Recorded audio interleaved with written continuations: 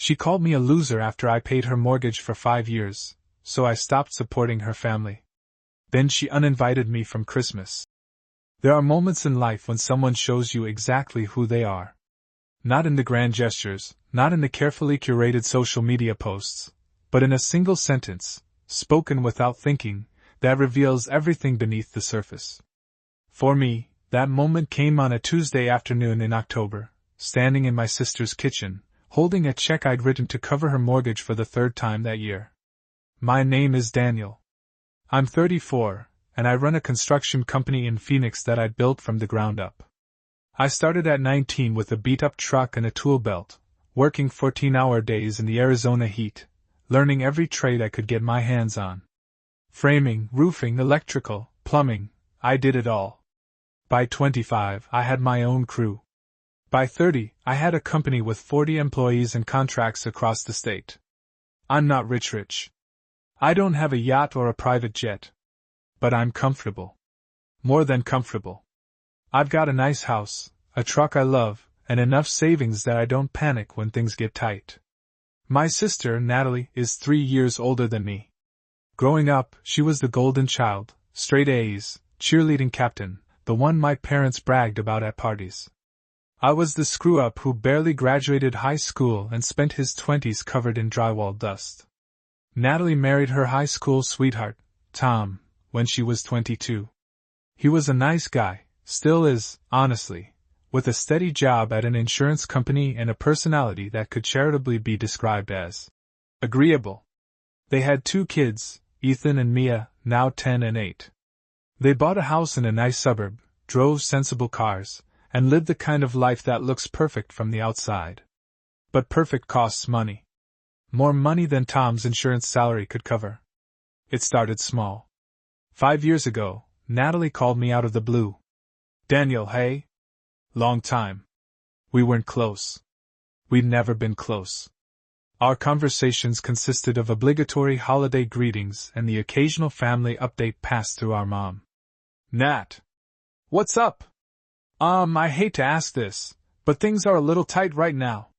The dishwasher broke, and Ethan needs braces, and Tom's car died, and we just... She paused, and I heard something in her voice I'd never heard before. Vulnerability. Could you maybe help out? Just this once? I wrote a check for $3,000. No questions asked? She was my sister. Her kids were my niece and nephew. That's what family did. Just this once. Became every few months. Then every month. Then multiple times a month. The dishwasher was replaced, but then the roof needed repairs. The braces were paid for, but then Mia needed a new laptop for school. Tom's car was fixed, but then the mortgage was due and their savings were gone. I never said no. I never even hesitated. I built my life from nothing, and part of that journey meant I understood what it was like to be struggling. I remembered the months I'd eaten ramen for every meal. I remembered the eviction notices I'd barely avoided. If I could keep my sister's family from experiencing that, I would. Over 5 years, I gave Natalie and Tom close to $80,000. I didn't keep track. I didn't want to. Money was just money. Family was everything. But somewhere along the way, the dynamic shifted. The gratitude faded. The requests became demands. Natalie stopped calling to catch up and started calling only when she needed something. When I'd visit for holidays, she'd mention how nice it must be to have my money, how easy my life was compared to hers. You just got lucky, she'd say. Not everyone can fall into success like you did. I let it slide. Every time. She was stressed. She was struggling. She didn't mean it. Then came the October afternoon that changed everything. Natalie had called with her latest crisis. The water heater had burst, flooding the basement, and their insurance deductible was more than they had in the bank. Could I come over and look at it? Could I maybe cover the repairs? I drove to her house after work, still in my work boots and dusty jeans. She met me at the door with a hug and a smile that didn't quite reach her eyes. Daniel, thank you so much. Tom's been freaking out all day. No problem. Let me see the damage. I spent an hour in the basement, assessing the water heater, the soaked drywall, the ruined flooring. I made calls to my suppliers, arranged for a discounted replacement unit, and told her I'd cover the cost. She was on the phone when I came back upstairs, standing in the kitchen with her back to me, talking to someone I assumed was Tom. I know, she was saying. He's here now. He's going to fix it. He always does. A pause. Then a laugh. The kind of laugh that comes from inside jokes, from shared contempt. I mean, he's such a loser. Dropped out of high school, worked construction his whole life. He probably doesn't even have a retirement account. But at least he's useful for something. The words hit me like a punch to the chest. At least he's useful for something. I stood there in the doorway, work boots on her cream-colored tile, drywall dust on her pristine floors, and felt something inside me crack. She turned, saw me, and her face went white. Daniel! No place for losers, I said quietly. What? No, I wasn't. I didn't mean. You called me a loser. Said at least I'm useful for something. That's what you said? She laughed, but it was high and nervous. I was just joking. You know how I joke. Daniel, come on. Don't be so sensitive. I looked around the kitchen. The granite countertops I'd paid for. The stainless steel appliances I'd covered when the old ones died. The new flooring from when their pipes burst last winter.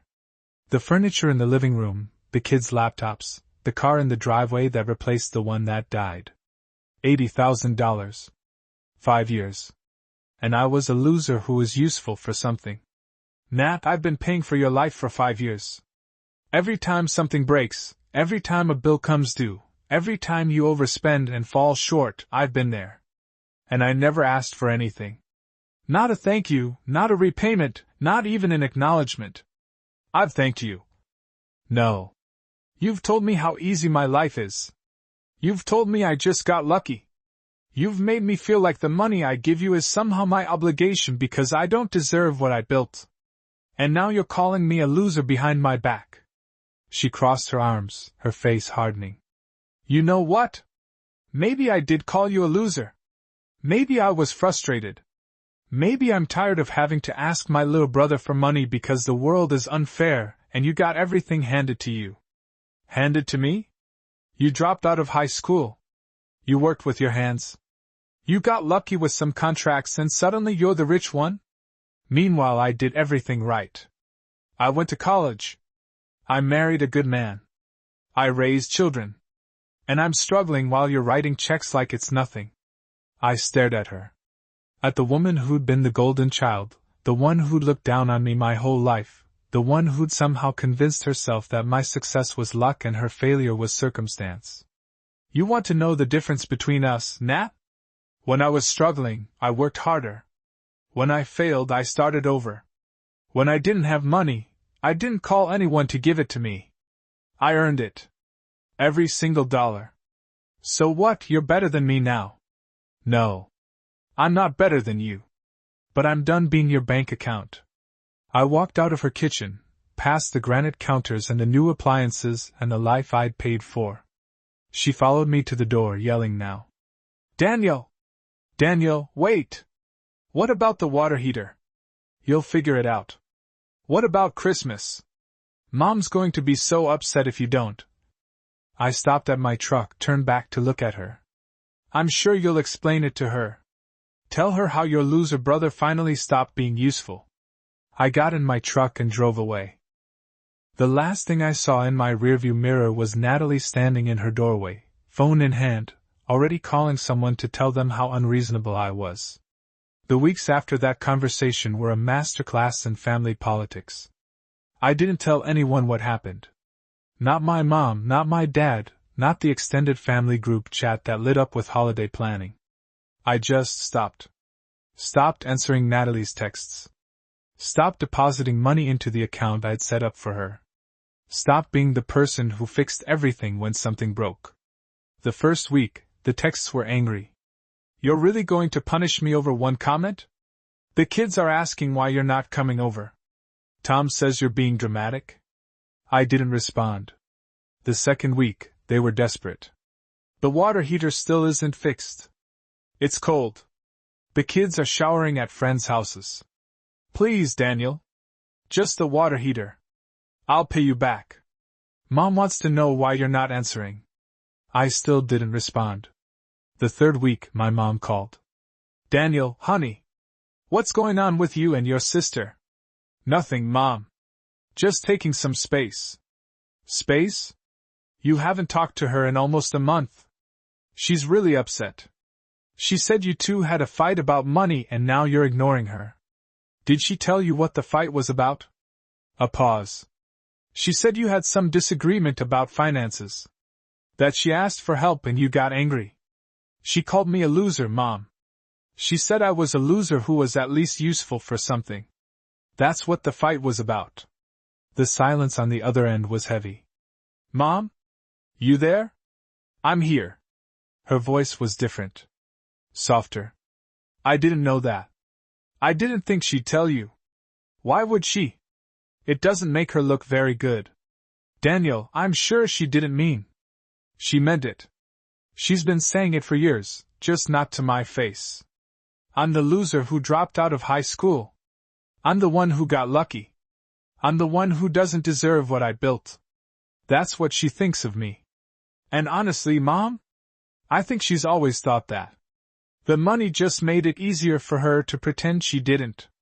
My mom didn't have a response. She loved both of us, I knew that. But Natalie had always been her favorite. The golden child. The one who did everything right. I'm not asking you to pick sides, I said.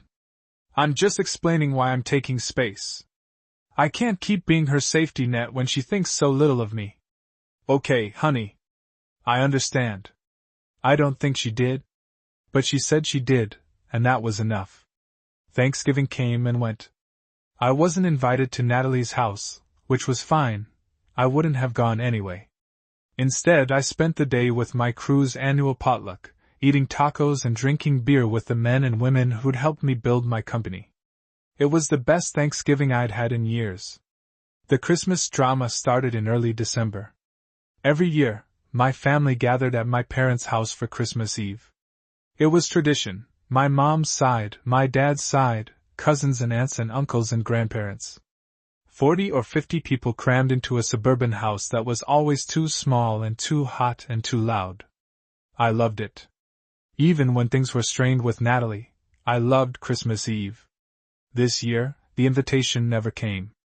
I waited. And waited. Usually, my mom would text the family group chat with details by the first week of December.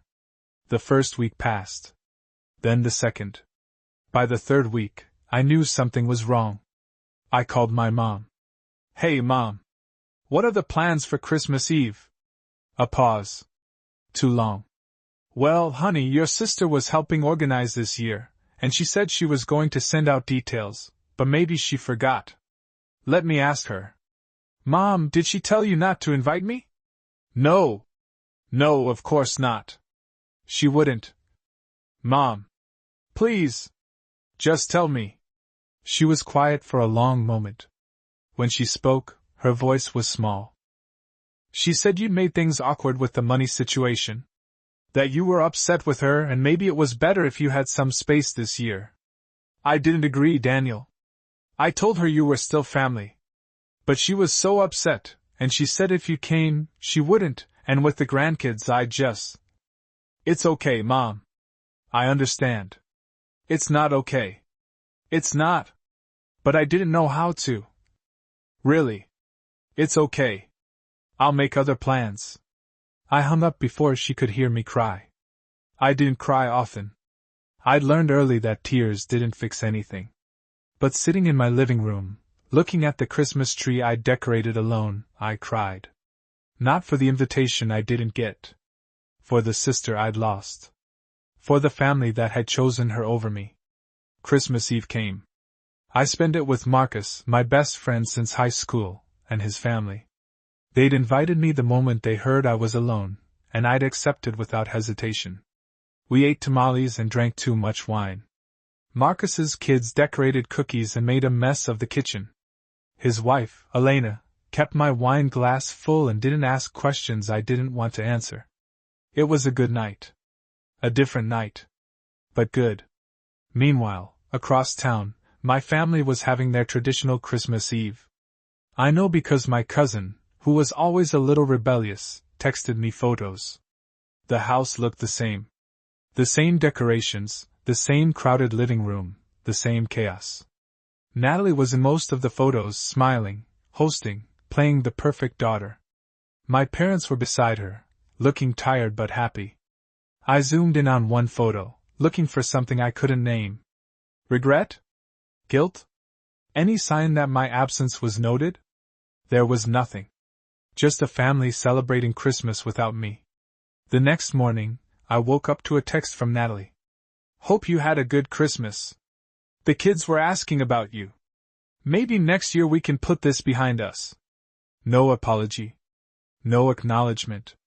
Just a casual message that assumed time would heal the wound she'd inflicted. I typed out a response.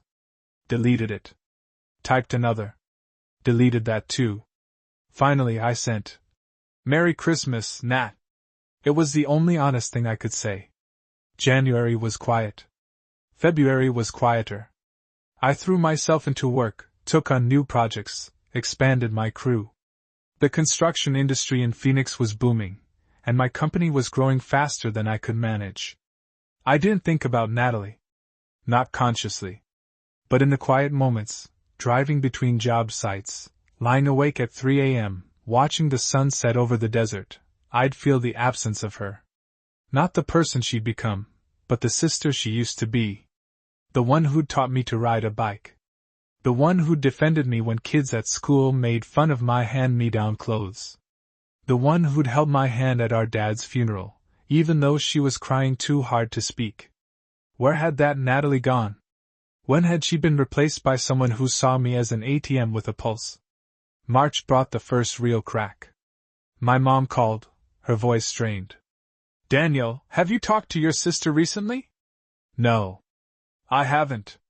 She's having a hard time. The water heater still isn't fixed. Tom's hours got cut at work. And now she's behind on the mortgage again.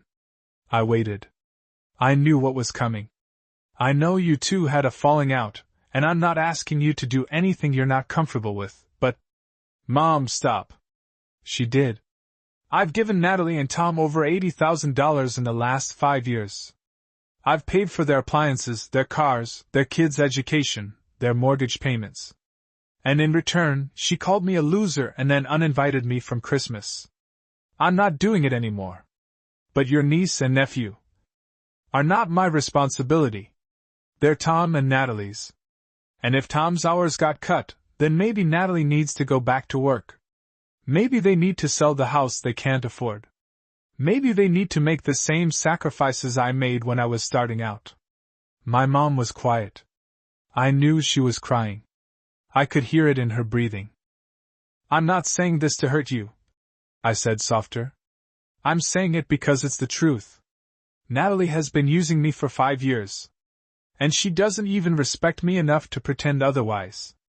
I can't keep being her safety net while she treats me like garbage. Your dad would want you to help family. Dad would want me to be respected. Dad would want Natalie to take responsibility for her own life. The silence stretched. Then my mom said something I didn't expect. You're right. What? You're right. I've known you're right for months. I just didn't want to admit it. Your sister has been difficult, entitled, and I've enabled her. I've made excuses for her. And I'm sorry. I closed my eyes, let her words wash over me. Thank you, Mom. I can't stop loving her. She's my daughter. But I can stop pretending she's the victim here. That was enough. More than enough. April brought another development. Tom called me. Not Natalie, Tom. He was apologetic, uncomfortable, clearly calling against his wife's wishes. Daniel, hey? Can we talk? Sure, Tom. What's up? I just wanted to say. I know what she said to you. The loser comment. And I know you didn't get invited to Christmas. And I just wanted to say I'm sorry. That was wrong. All of it. I didn't know what to say. Tom had always been the silent partner in Natalie's schemes. The one who stood in the background while she made demands. I'd never blamed him. He was trapped, same as I was. Natalie doesn't know I'm calling, he continued. She'd be furious if she knew. But I needed you to hear it from someone. You didn't deserve that. You've been more than generous. And I've been too much of a coward to say anything. Tom, you don't have to. I do. I do have to. Because I've watched my wife take advantage of you for years, and I've let it happen. I've cashed your checks and let her spend your money and told myself it was okay because you could afford it. But it wasn't okay. It was never okay. He was crying. I could hear it in his voice. I don't know what to do, Daniel. I don't know how to fix my marriage or my finances or any of it. But I know I owe you an apology. So, I'm sorry. I'm so sorry. I sat in my truck, phone pressed to my ear, and felt something shift. Tom, I forgive you. But you need to figure out your life. You can't keep relying on me to fix everything. I know. I know. Does Natalie know you're calling? No. And she can't. She'd kill me. Then maybe you need to figure out why that's the relationship you're in. He was quiet for a long moment. Yeah. Maybe I do. We hung up. I sat in my truck for another 10 minutes, processing. Tom was a good man. A weak man, maybe, but a good one. He loved his kids. He loved his wife, even when she was hard to love. And he was stuck in a life that was slowly crushing him. I wished I could help. But I'd learned the hard way that you can't help people who don't want to change. May was when everything fell apart. Natalie's situation had been deteriorating for months. Without my money, the cracks in her carefully constructed life were becoming chasms. The water heater was still broken. The basement was still flooded. The mortgage was 3 months behind. Tom's hours hadn't come back. And now, according to my mom, Natalie had stopped answering calls from anyone who wasn't offering solutions. The explosion came on a Sunday afternoon. I was at a job site, reviewing plans with my foreman, when my phone started buzzing. Natalie. 3 calls in quick succession. Then texts. Answer your phone. This is your fault. The bank is foreclosing. I hope you're happy. I didn't answer. I put my phone in my pocket and finished my conversation with my foreman. 20 minutes later, my phone buzzed again. My mom. Daniel, you need to come to Natalie's house. She's not okay. What do you mean, not okay? She's been drinking. She's been screaming at Tom. The kids are scared. I'm on my way, but I can't. I don't know how to handle her. Please. I sighed. Every instinct told me to stay away. To let Natalie deal with her own consequences. But my mom was asking. And my niece and nephew were scared. Fine. I'm on my way. The scene at Natalie's house was worse than I expected. Her car was in the driveway, doors open, like she'd abandoned it in a hurry. The front door was unlocked. Inside, the living room was a disaster. Broken glass on the floor, furniture overturned, a hole punched in the drywall near the stairs. I found Tom in the kitchen, sitting at the table with his head in his hands. His face was pale, his hands shaking. Tom. Where's Natalie? Upstairs. She's been up there for an hour. She won't come out. The kids are with the neighbors. Where's my mom? She got here 10 minutes ago. She went up to talk to Natalie. I heard a crash from upstairs. Then shouting. My mom's voice, trying to calm. Natalie's voice, screaming. I took the stairs 2 at a time. The master bedroom was a wreck. Clothes everywhere, dresser drawers pulled out, a mirror shattered on the floor. Natalie stood in the middle of it, red-faced, mascara running down her cheeks, a bottle of wine in her hand. My mom was by the door, trying to reach for her, backing away. Nat! My voice was calm. Steady. The voice I used on job sites when things were going wrong. She turned, saw me, and her face twisted. You. This is your fault. All of this is your fault. You need to put the bottle down. Don't tell me what to do. Don't you dare tell me what to do. You think you're so much better than me? You think you can just cut me off and watch me drown? I didn't cut you off to watch you drown. I cut you off because you called me a loser after I paid for your life for 5 years. Oh, the loser comment. I'm so sorry I hurt your precious feelings. Is that what this is about? Your feelings? Nat, you're drunk. You need to sit down. I need to sit down. That's your solution. Just sit down. Let everything fall apart. Let my kids lose their home. Let Tom lose his mind. Let me lose everything I built. And you just stand there with your money and your construction company and your perfect little life. She took a step toward me, wine sloshing from the bottle. You want to know why I called you a loser? Because you are a loser. You dropped out of high school. You work with your hands. You're not smart, Daniel. You're not special. You just got lucky. And now you're punishing me because I told the truth. My mom was crying. Natalie, please. Shut up, M.O.M. Just shut up.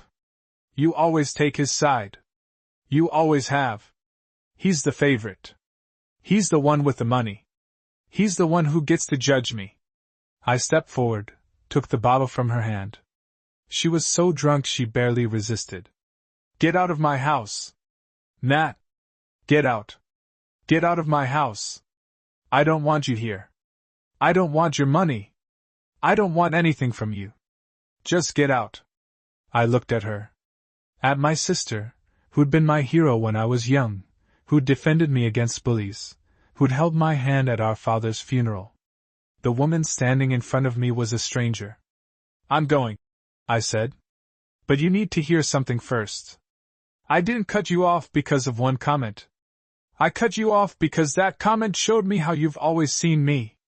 I was never your brother. I was your safety net. The loser with money who could fix things when you broke them. She stared at me, chest heaving. And I'm not coming back. Not until you get help. Not until you figure out why you think it's okay to use people and then treat them like garbage. I love you, Nat. But I'm done being your punching bag. I turned and walked out. My mom followed, still crying. Downstairs, Tom was standing in the hallway, looking at the wreckage of his home. I'm sorry, he said. Not your fault. She won't get help. I've tried. I know. I stood in the doorway, looking at the house I'd helped keep standing for 5 years. The house that was about to be taken away because the people inside it couldn't hold it up themselves. If she wants to talk, really talk, I'm here. But not to give money.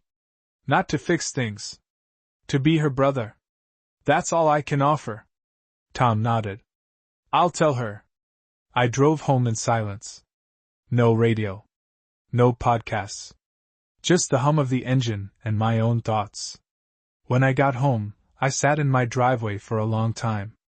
The desert sky was wide and empty, the stars starting to appear. I thought about my sister, about the kids she was failing, about the life she was losing because she couldn't see past her own pride. I thought about the $80,000. About the years of sacrifice. About the phone calls I'd answered in the middle of the night, the checks I'd written without hesitation, the love I'd given without expecting anything in return. And I thought about the words that ended it all. No place for losers. She was right. There was no place for losers. Not in her life, not in her family, not in her vision of success. But she was wrong about who the loser was. 6 months have passed since that night at Natalie's house. The foreclosure went through in July. Natalie and Tom lost the house I'd helped keep standing for 5 years, the house with the granite countertops and the new appliances and the flooded basement. They moved into a rental on the other side of town, a small place with thin walls and a landlord who didn't care about their credit score. Tom got a second job, delivering pizzas in the evenings. He looks exhausted every time I see him, but there's something different in his eyes. Something like determination. Natalie went to rehab in August. My mom told me, her voice careful, like she was delivering news that might explode. She asked me to tell you. She said she's sorry? For everything. I didn't respond. I wasn't ready to forgive. I wasn't sure I ever would be. But I wasn't angry anymore. That was something. The kids, Ethan and Mia, are doing okay. Better than okay, considering. They spend weekends with my mom, who spoils them rotten and pretends everything is normal. I see them sometimes, when I pick up dinner or drop off presents. They don't ask why their mom isn't there. They don't ask why I stopped coming to Christmas. They're kids. They know more than adults give them credit for. My mom and I have a different relationship now. Not closer, exactly. There's too much history for that. But more honest. She doesn't make excuses for Natalie anymore. Doesn't ask me to fix things. When she calls, she asks about my life, not my bank account. Are you okay? She asked me last week. Really okay? I'm getting there. You're a good man, Daniel. Your father would be proud. I didn't know what to say to that. So I just said thank you and changed the subject. The construction company is thriving. We've got 60 employees now, contracts across the Southwest. I'm building things, real things, buildings that will stand for decades. Schools, hospitals, affordable housing. Things that matter. I think about that sometimes.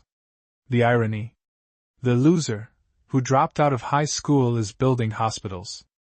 The golden child, who did everything right, is delivering pizzas to make ends meet. I don't take pleasure in it. I don't. But I also don't pretend the world is fair. This Christmas will be different. My mom invited me to Christmas Eve. Just me, not the whole family. She said Natalie was spending the holiday with Tom's parents, and it was time we had our own traditions. I want my son at my table, she said. That's what matters. I said yes. Of course I said yes. I'm not sure what I'll say to Natalie when I see her again. I'm not sure if we'll ever be what we were. Probably not. Some things break in ways that can't be fully repaired. But maybe that's okay. Maybe we don't need to go back to how things were. Maybe we just need to find a way forward that doesn't hurt so much. The question that started all this, was I wrong to stop supporting her family? I've turned over 1,000 times. Here's what I've decided. I wasn't wrong to stop. I was wrong to start. Not because helping family is wrong. Because helping someone who sees you as an ATM is never really helping. It's enabling. It's teaching them that your worth is measured in checks. It's letting them believe that your success is luck and their failure is circumstance. I thought I was being a good brother. I thought I was keeping my family afloat. But I was just building a foundation on sand, and when the tide came in, everything collapsed anyway. Natalie needed to hit bottom. I couldn't keep catching her. She's climbing now. Slowly. Painfully. But it's her climb, not mine. Her recovery, not my rescue. And me? I'm building again. Not just buildings this time. A life. A future. A sense of self that isn't tied to how much I give or what people think of me. I'm not the loser Natalie called me. I'm not the hero I wanted to be. I'm just a man who learned that sometimes the most loving thing you can do is let someone fall. The door Natalie opened wasn't just an exit from her life. It was an entrance to mine. I walked through. And on the other side, I found something I didn't know I was missing, myself. 1 year has passed since everything changed. It's Christmas Eve again. I'm sitting in my mom's living room, the same living room I've been sitting in for 34 years. The same decorations, the same too small space, the same chaos of cousins and aunts and uncles. But this year I'm here. Natalie is here too. She arrived an hour ago, quiet and nervous, with Tom and the kids. She's lost weight. Her hair is shorter. Her eyes are clearer. She hugged my mom for a long time, then stood in the doorway, looking at me like she wasn't sure if she was allowed to enter. I stood up. Hey, Nat. Hey. She walked toward me, slow, like she was approaching something that might bite. When she reached me, she stopped. I'm sorry, she said. I'm so sorry. I didn't say it was okay. Because it wasn't. But I didn't say it wasn't. Because maybe it could be. I know, I said. I know. She cried. I held her. The way she'd held me at Dad's funeral, years ago, when we were different people and the world was simpler. I didn't deserve you, she whispered. I never did. No. But you're my sister. That doesn't change. We stood there for a long time, two people who'd hurt each other, trying to find a way back. Eventually, the kids found us. Ethan, now 11, and Mia, 9. They hugged me without hesitation, without understanding the years of silence between their parents and their uncle. They just knew they loved me. That was enough. The evening was awkward. There's no way around that. We talked about safe things, the kids' school, my work, my mom's garden. We avoided the hard topics, the years of hurt, the things that couldn't be unsaid. But at the end of the night, when Natalie and Tom were gathering the kids to leave, she pulled me aside. I'm not asking for anything, she said. I'm not asking for money. I'm not asking you to fix anything. I wanted you to know that I'm in therapy. Real therapy. I'm working on myself. I'm trying to be someone my kids can be proud of. That's good, Nat. That's really good. I don't know if we'll ever be what we were. I don't know if I deserve that. But I want to try. If you're willing. I looked at her. At my sister, who'd been my hero, who'd become my burden, who was trying to become something else. I'm willing, I said. She smiled. A real smile, not the tight, controlled smile she'd worn for years. Something softer. Something hopeful. We hugged again, shorter this time, and then she was gone. I stood in the doorway, watching their car pull away, and felt something I hadn't felt in a long time. Not forgiveness, that would take longer. But possibility. The possibility that broken things could be mended. That lost people could find their way home. My mom came up beside me, put her arm around my waist. You did good tonight, she said. We both did. She leaned her head against my shoulder. Your dad would be proud. Of both of you. I closed my eyes, let the words settle. The door was open. I walked through. And on the other side, I found my sister. Which side of that story were you on? Let me know in the comments. And if you love diving into these Reddit rabbit holes with me, subscribe to Reddit Be Mine. We're building the best storytelling community on YouTube, and we'd love to have you. Click that sub button and stay tuned.